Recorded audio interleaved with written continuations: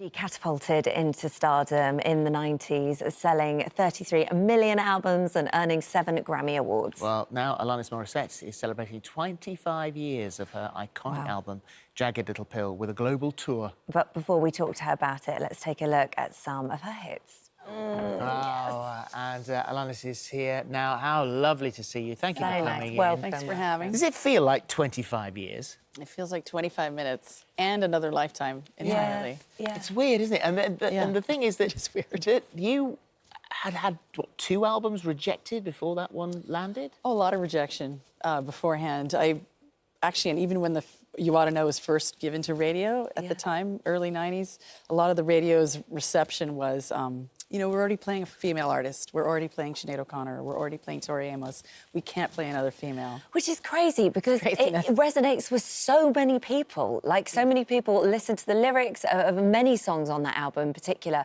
and it takes them back to that time, but still so current now. And you've said in the past, and I just wanted you to explain it a bit more, that that music on that album sort of gave people permission to feel in a way. Yeah, the 3 feelings that I certainly was told as a child I couldn't feel were anger, sadness, and terror or fear. Yeah.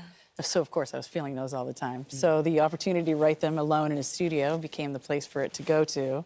And then once it was shared publicly, you know, people make it their own. And I love the interpretations of it, whatever they are. Caroline's included. Yes, no, I mean, that one in particular is inspirational. Well, you'll never forget that one. It's good. And the thing with that album, we talk about the use of it, everybody started out in the music business and there is rejection.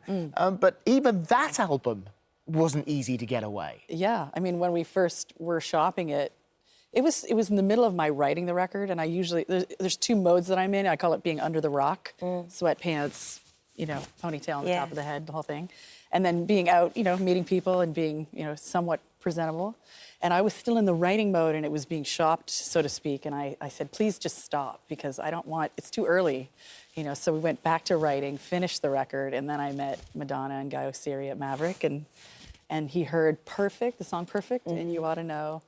And he just did a couple backflips, and then we were off to the races, so to speak, too. And that was it. And your style of writing, I mean, it's sort of autobiographical in some ways. It's very, very personal. Putting that out there for everybody, like you just said, to interpret in their own way, does that come with a sort of certain vulnerability in a way? It's vulnerable to write it, but in a sense, I'm isolated and insulated in the studio. So, you know, people say, wow, it's so courageous. Actually, somewhat cowardly to avoid human beings and go write about it.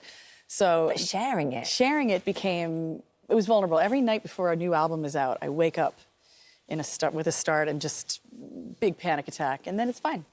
Then it's fine. And it's really empowering, actually, because I don't have to worry about what I've white lied about. It's just, it's not all of it. There's still things that I keep private. Yeah. But there's no secrecy, because secrecy is just debilitating for me. It's very good therapy. So I mean, that's where your head was at that time, 25 years ago, and the new album, Such Pretty Forks in the Road, out now. So where are you now?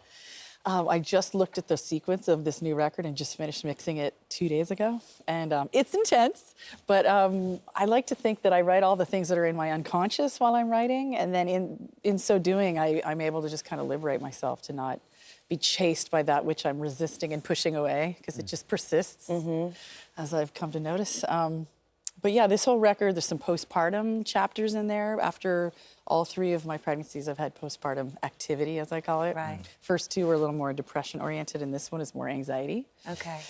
Medication has saved the day for me. And then I finished the record a little over 6 months ago. Right. So I wrote a few other songs. So it encapsulates about a 2-year period. Well, the single is Reasons I Drink.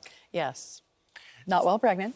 No, of course. Of course. FYI. Of course. No, yes, it's really a merciful, empathic way of viewing addiction. Because for so long, people who are embroiled in an addiction, they get such a bad rep, and there's judgment and cruelty, really, them being relegated. And it's really, I mean, when we're reaching out for people, processes, things, addictions, dopamine, serotonin, we want relief from something. So was that a thing with you? Of course. Was it? Yes, I mean, I have work addiction is my primary addiction. Busyness, overgiving, movement. And then food has always been one. Love addiction was a big one for years. Relationships, just repeating the same pattern of absolute torture. Yeah, it does sound great. And you're going on tour now. So this is the 2020 tour, 13 cities across Europe. What's wonderful is you are going as a family. You're all going on tour. The kids are coming with you. Is that because now you wouldn't be able to do the tour for that amount of time without them? It just wouldn't be the same. Yeah, I'm archetypally, I was born to be a mom, so there would be no way for me to tour for almost a year and a half, which is what it looks like it'll be, without them. No. So it's sort of a nomadic circus attachment village community thing where my daughter will run down the hallway in the hotel and every door will open and she'll know every single person. It's amazing. Surreal, and for them, they're really happy. Yeah. You've described yourself in the past as being quite high maintenance on tour. Yes. And in the studio in the past, you know, if there was movement, it would sort of put you off. Yes. I mean, that is really not the case. How do you reconcile that with 3 children? I've grown away from that intensity of needing no peripheral movement, you know, but it depends. 6 p.m. I can't focus, but if I get started a little earlier, it weans as the day goes by. And sometimes, I mean, I've written songs where there's a knock on the door and my son comes in and puts his hand on my shoulder and just is there with me while I'm writing. So I've had to adapt to integrating it all, or there's no other way. So your multitasking has just gone mad. I mean, yeah, my brain is wildly diffuse now. Yeah. I see 15 of you. Do you? 15. Yeah, poor you. Yes. Lucky me, come on. It's so lovely to see you. Really The new is, album, it Such really Pretty is. Forks Thank in the you. Road, is out on May the 1st. And the single is Reasons I Drink, and that's out, I think. Is that out now? Yeah, It's out now. yeah. And more importantly, the tour that we were talking about, we've just got your UK dates in. London, 28th of September, Birmingham, 29th of September, Manchester, 4th of October. Yeah, getting quick, because I imagine that will be sold out. Thank you. Thanks you for very having much. me. Thank you. Pleasure. Pleasure. Right.